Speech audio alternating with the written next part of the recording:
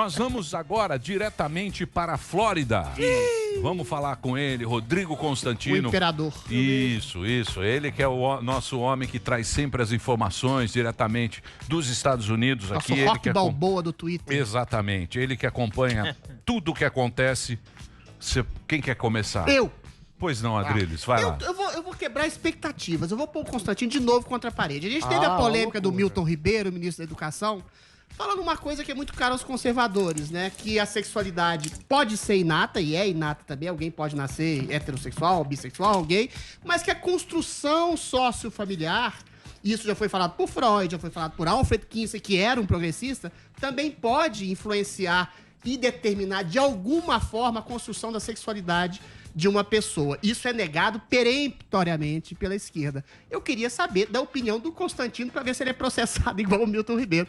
Você acha que o entorno sociocultural familiar e a influência pode afetar de alguma maneira a sexualidade de alguém, Constantino? Olha, casca de banana, É isso casca mesmo. de banana, Adriano. E pergunta Kinsey, só uma correção, o Kinsey não era progressista, era doente mental mesmo, Tá né? certo. Era indecente. Vamos lá. Olha, assim como Foucault, né? Outro queridinho dos progressistas. Relatório Kinsey. Vamos lá, né? Exatamente. Vamos lá. O primeiro lugar, né? O ministro sofreu ali uma pegadinha. Ele diz que foi tirado do contexto. Cheguei a conversar com o assessor dele sobre isso, né? Para entender melhor. E a gente sabe que esses jornais que fazem oposição ao governo, eles fazem esse tipo de entrevista já querendo uma casca de banana para dar um lead ali, uma manchete. Então tiram do contexto, não botam exatamente o que foi falado. E eu acho também que gerou aí uma sinuca de bico para os progressistas. Sim. Porque é exatamente o que você disse, Adriles. Se o gay nasce gay, tudo bem, isso é uma questão que está em aberto, né? Agora, como é que a mesma pessoa vai dizer isso e logo depois vai dizer que uma questão tão importante como gênero, né? Se a pessoa é homem ou mulher, isso é uma construção social. Gênero fluido, ideologia de gênero, ninguém nasce homem ou mulher, né? Então, há uma incoerência evidente por parte dos progressistas aí. Eu acho, tá? E de forma muito humilde, eu não sou cientista, o que eu já vi com o maior estudo envolvendo gêmeos univitelinos separados ao nascimento, né? Que é o melhor que você pode ter para controlar o fator genético, um estudo com milhares e milhares de gêmeos e a descoberta é um tanto broxante, porque concluíram que é mais ou menos meio a meio, né? Metade genética, metade comportamento para inúmeras coisas, né? O que vai na linha daquela máxima, né, que às vezes tem muita sabedoria nos ditados populares. Os britânicos falam de nurture and nature, ou seja, aquilo que é a natureza e aquilo que é o cultivado, que é a cultura, né? Então, eu particularmente acho que para várias questões aí de comportamento, é uma mistura mesmo, é uma mistura de características que vêm com predisposição genética e coisas que podem ou não aflorar de acordo com a sua criação, com o seu entorno. Eu vou dar um exemplo para sair da pegadinha aí da homossexualidade ou homossexualismo, né? Vamos pensar em violência. Deve existir genes, isso já foi inclusive separado e tudo, que aumenta a predisposição ao sujeito ser agressivo, a ele ser mais violento. Agora, se ele vai deixar esse troço aflorar ou não, se ele vai conseguir dominar a besta selvagem dentro dele, vai depender muito ali dos valores, da educação, dos freios. Então, é uma mistura. É uma mistura, né? Não consigo crer que existe um determinismo biológico e tampouco que nós somos uma tábula rasa com elasticidade plena para cada um escrever o que quiser com a construção social. Quem pensava assim eram os tiranos aí, né? Tipo Mao Tse Tung. Queria escrever tudo na natureza humana porque achava que não cabia nada de herança vindo do aspecto genético, né? Isso aí, me desculpa, basta olhar os outros primatas para ver que é balela, né? O ser humano é uma besta muito cultivada, mas é uma besta sempre à espreita ali para assumir o controle. Então é uma mistura, Adriles, é uma mistura. Tem muita discussão nessa coisa. Por exemplo, muita gente se aproveita disso, né? Claro. E muita bobagem também no meio, porque vai ficando discussão em cima de discussão. A única coisa que eu acho... Porque o Adriles é mais da metafísica, mais do Platão. Ele é Platão, é o Platão. Eu sou Freud, eu sou Kinsey. É o Platão. Eu sou mais Aristóteles, é a vida. Quando você pega dado real, um cara trans, a expectativa dele de vida no mundo é 40 anos, Aí você fala, porra, precisa... Alguma coisa tá errada. Entendeu? Não, o índice de suicídio é 50%. Calma. Então é isso que tem que olhar. Essa é a proteção que você tem. Por que isso? Porque isso acontece, é fato. Então a expectativa de um trans é 40 anos. Porra, é um absurdo isso. Por quê? Não sei, mas aí tem a discussão, muda o alfabeto, quer mudar a gramática, quer não sei. Aí vira uma confusão que você não sabe mais o que falar, o que discutir, porque a discussão ela vai sempre para isso aí, né? O cara Emílio, fica raso, entendeu? Fica rasa a discussão. Emílio, tem uma coisa fantástica acontecendo sobre isso, que é o improvável, né? Feministas radicais e conservadores estão se unindo nos Estados Unidos, né? Acho que no mundo todo, para reagir contra uma certa agenda dos trans, porque eles foram longe demais nessa subversão de coisas tão óbvias para nós, né? Então, essa questão da linguagem, por exemplo, ou por exemplo, meter homem biologicamente constituído, né? Homem em esporte feminino, que é a grande causa aí que se opõe à nossa Ana Paula Henkel, né? Isso é algo que está unindo feministas e conservadores. Porque os caras estão falando, esse é o fim do esporte feminino. O cara diz que se sente mulher, vai lá jogar vôlei, jogar futebol junto com um bando de mulher, só que o cara é homem pra biologia. Cortada. Homem, né? Então isso aí, cara, é um negócio tão insano, né? Mas, de novo, a turma, isso é uma coisa que só intelectual consegue, só a turma platônica, né? Consegue jogar pra fora pela janela aquela coisa que a vovó chamava atenção, né? Bom senso, é o óbvio ululante, como diria Nelson Rodrigues, né? Então, esse pessoal consegue anular qualquer capacidade de reflexão lógica, com base em evidências que estão ali para todo mundo enxergar, né? É um negócio de maluco, só intelectual conseguiria produzir essas coisas. Exatamente. Você sabe que eu fiz um exame genético nos Estados Unidos, que eles põem o DNA. E eu tenho um DNA muito comum em psicopatas, inclusive nos Estados Unidos. Que parola. O cara... Ted Bundy. Aí o que aconteceu? Ted Bundy. Ted Bundy. Não, eu vou contar a história. Psicopatas assassinos? Não, muitos assassinos, inclusive com esses genes, tiveram pena atenuada quando esses genes. Você vai matar. Só que eu não desenvolvi a psicopatia. Porque também o meio, obviamente, afeta. Agora, qualquer dia a gente traz aí um médico legal pra falar de genes. Agora, Constantino, eu vi que você tava tweetando aí sobre uma polêmica que tem um pouco a ver sobre o Trump, né? Ele indicou, tava até na... Amy Coney Barrett. Exatamente. Amy Coney Barrett. Olha, Sami, foi um golaço, né? É uma mulher que tem um currículo invejável, né? Vamos usar o termo dos intelectuais aí, dos amigos do Adrilles. Ela é formada com summa cum laude, né? Então ela tem um histórico impecável de academia, né? Ela foi aluna do Antonin Scalia, trabalhou com Antonin Scalia. Ela é uma herdeira intelectual daquele que talvez seja um dos melhores juízes que já passaram pela Suprema Corte, que foi uma indicação do Ronald Reagan. É aquilo que chama de originalista, ou seja, vale o texto que está escrito.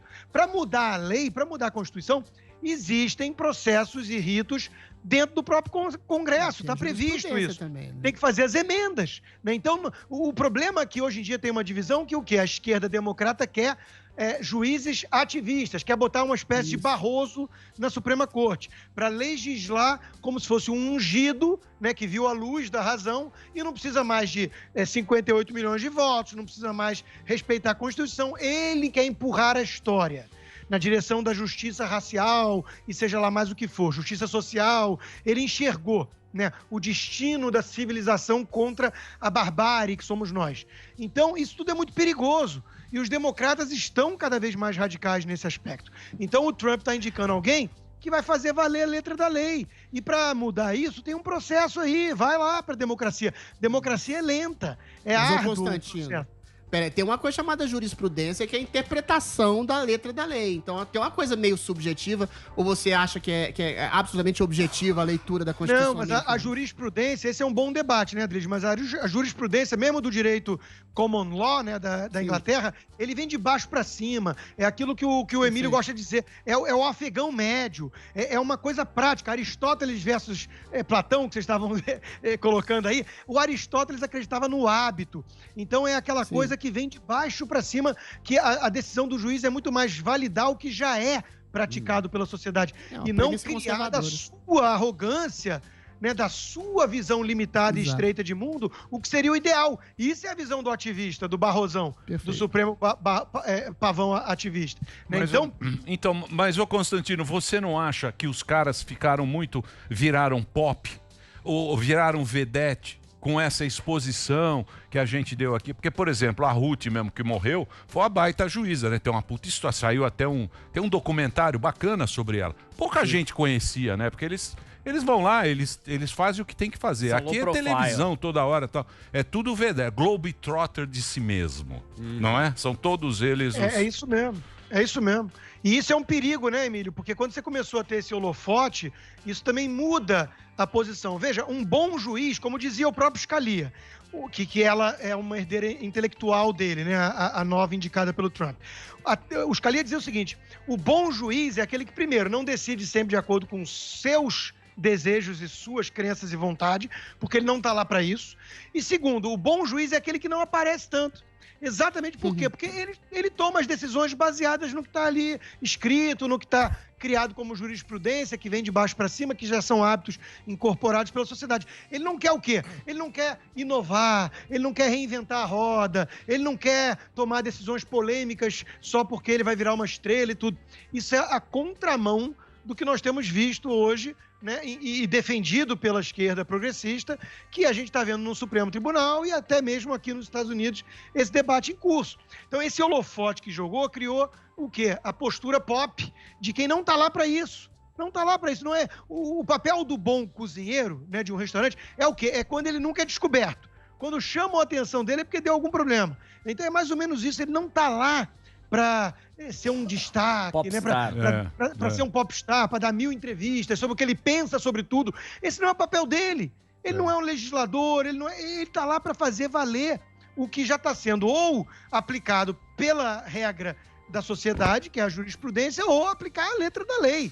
Ele não está lá para inventar a lei. Né? Então, vai à contramão o que se espera de um bom juiz e o que esses juízes têm feito hoje. Alguns nem são juízes, né? No Brasil não precisa, né?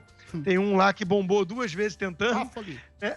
E olha, isso está aberto agora para o Bolsonaro, com a aposentadoria precoce em 2 semanas do decano, né? Celso de Mello. Essa é a decisão mais importante do Bolsonaro até aqui.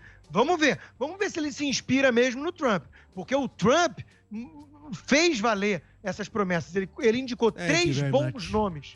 3 bons nomes. Mas você acha que aqui vai continuar essa judicialização? Você acha que vai continuar? Porque isso começou com o Barbosa. Aí foi o Moro, sai na Veja, sai aquela foto na Veja assim. Aí cresce o olho de todo mundo. E aqui tem uma maioria de juízes progressistas. A gente tem que lembrar, lá nos Estados Unidos é o contrário. Aqui 8 são progressistas. Eu sei, mas não é questão de ser progressista. O juiz tem que estar lá para ajustar o negócio. Mas o cara que é progressista, juiz faz o quê? Ele tem razão. O juiz ajusta a treta. O progressista tem uma perspectiva meio ditatorial, que ele quer mudar a sociedade de cima para baixo. Aí o Constantino tem plena razão.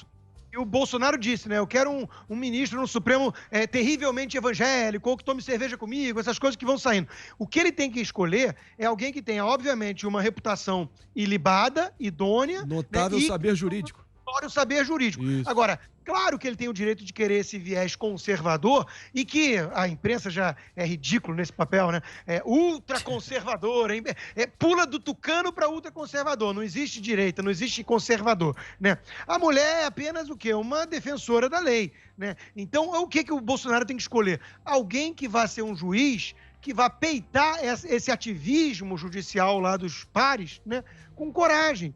Isso já vai ser chamado na imprensa brasileira de ultraconservador e balalá, balalá. Agora, os nomes que estão sendo inventados aí, né? O André Mendonça, o ministro André Mendonça, o Jorge Oliveira e tudo, não são nomes que agradam muito a base de apoio bolsonarista. Não são. Por quê? Porque querem pessoas ali, querem uma indicação de alguém que tenha esse DNA sólido nessa formação, né, conservadora, para justamente contra essa maré progressista que estamos vendo aí na Suprema Corte do Brasil e que está causando um estrago enorme no país. Enorme.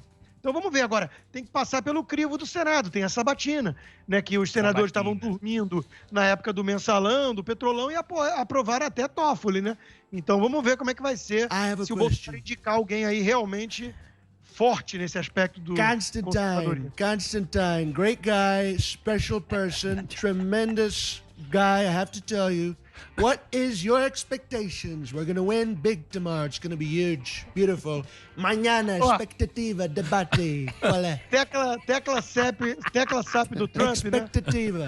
Né? Vai ter um debate do Trump com o Joe Biden, e o Trump já é tão fanfarrão, e é engraçado isso, porque a turma prudente e sofisticada que é a tal liturgia do cargo. Mas o Trump, ele caga pra isso, né? Então ele já tá provocando hoje no tweet dele, falando assim, o Joe Biden se recusa a fazer o teste de droga. Né? eu me questiono por que será. Ele já tá jogando merda no ventilador, é o jeito dele, não tem como ir contra. O Biden tá gagado, né, Constantino? Perfil. Agora, veja, o massacre do debate de Trump com o Joe Biden é esperado. Porque o Joe Biden tá mesmo meio senil, meio gagá, né? E, além de tudo, é muito ruim. Outro dia, ele, não sei se brincando ou não, né, com a acusação que fazem dele ser um político pela vida toda, ele falou lá, né? Olha, eu sou do Congresso há 180 anos. E o Trump retweetou o vídeo, né, sem colocar nada, nenhuma legenda, só retweetou. O Biden falando, eu estou há 180 anos na política. Não precisa de mais nada. É só mostrar que realmente ele é um dinossauro da política, né? E se enxerga assim. Então eu acho que vai ser massacre, mas aí estão tentando produzir agora novas munições contra o Trump. E teve o New York Times, que é um jornal de ultra-esquerda, né? Que a gente tem que começar a fazer isso. Eu concordei com o Olavo de Carvalho hoje. Claro, porra. E eu já falo isso também, tem tempo. Nós temos que começar a usar mais essa história de ultra-esquerda, porque só eles usam, né? Todo mundo vira ultra-conservador, ultra-direita, extrema-direita. Então, o New York Times, jornal de ultra-esquerda, que defendia até o Império Soviético, lá no Walter Durant, que recebeu Pulitzer pelas fake news que ele espalhava sobre o Império Soviético, né? Falou que ele pagou $750 de imposto só. Isso. Olha, primeiro lugar, né? Primeiro tem que ver se é legítimo ou não, se ele fez algo ilícito. Segundo lugar, tem que ver se é verdadeiro, porque o Trump diz que é mentira e o seu advogado diz que ele pagou dezenas de milhões de dólares. E terceiro, nos Estados Unidos as leis são mais flexíveis, sim, para você carregar prejuízos passados e poder abater impostos futuros. Todo mundo sabe que o Trump perdeu rios de dinheiro em algumas operações arriscadas. Por exemplo, o cassino lá, Atlântico, sei lá o que ele morreu em muita grana lá. Isso permite que ele vá diferindo os impostos ao longo de uma década, e ele pode ter ficado aí 10 anos pagando pouquíssimo imposto mesmo, federal. Não quer dizer que ele não pagou um monte de imposto estadual e tudo, né? E que ele seja um fracasso do ponto de vista de empreendimento, que nem disseram alguns aí hoje, né? Então vamos ver se é verdade ou não. Acho que isso não vai surtir nenhum efeito eleitoral, mas a turma tenta de tudo, né? A turma tá desesperada. Mas ele deu uns tomé bonito aí, né? Ele deu uns tomé no sistema nos prédios dele e tal. Ele foi um incorporador aí em Nova York e tal. Ele dava uns tomé na prefeitura. O Trump é malaco, bicho. O Trump é malaco. Emílio, o sujeito é um mega empreendedor do ramo imobiliário em Nova York. Não precisa dizer mais nada, né? O cara sobreviveu e prosperou. Cobra criada. Sei lá o que tem no rastro. Eu sei que é um dos caras mais escrutinados, mais investigados do mundo, né? Então, assim, não encontraram nada grave até hoje a ponto de implodir a sua candidatura, né? Mas que, sem sombra de dúvida, não deve ser fluxo e cheiro nesse ambiente, não deve, né? Senão não sobrevive. Você vai entrar no nosso bolso de apostas? Isso. Como é que tá? Não. Nós estamos esperando. Não, o Sami já ele acertou o pico do Mandetta. Ele acertou o Oscar, BBB. Ele acertou a final da Champions League, o BBB ele acertou. Só que agora ele está esperando, para cravar aí nos Estados Unidos. Tá difícil. Emílio, tem treta, como vocês sabem, como eu sei que vocês gostam de treta quando eu me envolvo, e é muito raro eu me envolver em treta, então tem que aproveitar a ocasião. Tem que aproveitar a ocasião. Você falou do Mandetta, eu lembrei. O Mandetta tá bancando a vítima por conta de uma piada de um post da deputada Bia Kicis, que usou justamente a visão que muitos na sociedade viram como racista, de uma varejista, de uma grande varejista, que fez uma campanha de trainee, onde só pode ter uma cor de pele. Se fosse a cor errada, a gente sabe como é que ia ser a reação, né? Mas como é a cor certa, aí até a gente da justiça diz, não, isso não é racismo, porque não existe racismo reverso, e já falamos disso aqui hoje. Aí já falamos antes. A deputada Bia Kicis faz troça com essa situação, botando o Mandetta e o Moro de se passando por blackface, né? Se passando por negros para conseguir um empreguinho lá. E a piada, obviamente, era mostrando que eles estão sem emprego, que as coisas não vingaram para eles, que eles não têm chance política e que o blogueiro lá, o blogueiro Moro não tá muito bem também, porque o grupo dele tá definhando, né? Cá entre nós. Tá definhando bastante, né? Então, assim, ela fez uma piada. E aí já tá o Mandetta bancando a vítima. Já virou esquerdista mesmo. Chamando ela de racista. Racista é quem acha que aquilo ali com as pessoas com cara, com fenótipo de negro, é uma caricatura. Ou seja, você acha que a caricatura de um negro é uma forma de racismo? Eu achei absurdo aquilo. Eles vamos inverter. Eu vou fazer a pergunta pra você e vou fazer a pergunta no teu estilo. Sim, senhor. Que é a pergunta retórica que já dá a resposta. Isso. O que seria da esquerda sem o mimimi, Adriles? O que seria da esquerda sem o mimimi?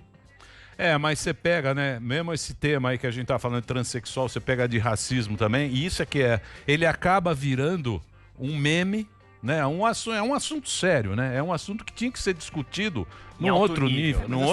São erradas e eles espalham preconceito. Então, mas todo aí mundo, vira marketing, exatamente, vira propaganda, vira publicidade. Nas eleições, a gente tá vendo agora 20 mil mas eu preciso agradecer. É que eu tenho pronunciamento ali, você viu a plaquinha? Não, então. tudo bem. Pronunciamento? Mas você quer fazer? Então faça, rapidinho, 30 segundos. Já acabou? Já acabou, então pode fazer. Constantino, o negócio é o seguinte, eu queria que você falasse brevemente da possível reeleição do Alcolumbre e do Maia, porque ninguém fala disso e é totalmente inconstitucional. Pois é, professor Papagaio? Professor Papagaio. O defensor de Getúlio Vargas, grande estadista. Até a China. Grande estadista. Elogiando até a China. O senhor não sabe nada. O senhor não sabe do Império dos Khan da Mongólia, não entende? Do Kublai Khan, você não sabe nada disso aí. Não, Kublai Khan foi o neto de Gengis Khan. Isso, o senhor acertou nessa. Olha só. Vamos lá, hein? Isso é um absurdo. Ele tá vendo a série no Netflix. Ele tá vendo a série. Enriquece o personagem. Quem foi Kublai Khan é por causa dos relatos do Marco Polo. Marco Polo, grande mercador. Grande Marco Polo. Sim. Né? Agora, vamos lá. Que não é aquela brincadeira do Marco Polo, não é isso, né? O professor Papagaio, eu acho que é isso, porque memorizou lá da infância, quando brincou disso, e pronto.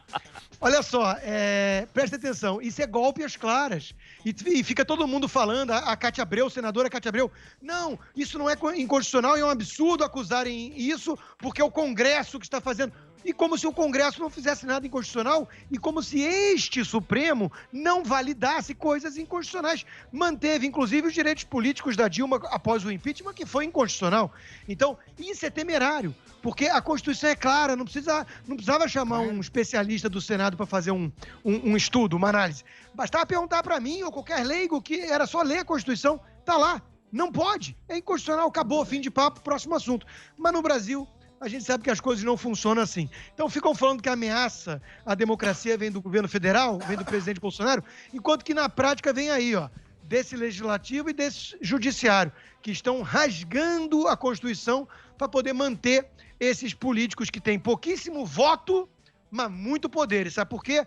Porque atuam nos bastidores, né? Tipo Renan Calheiros fazia. É isso aí. E mudar a política partidária, ninguém vai mexer na reforma política, ninguém quer mexer. Nem Cadê fala. a grandeza? Estão mudando. Constantino, obrigado. Quarta-feira tem você entra lá, é Constantino Rodrigo no YouTube. Toda quarta-feira, 11 da manhã, ele tem uma live bem bacana que eu acompanho sempre para roubar as ideias dele, igual mamãe falei faz, que ele te liga.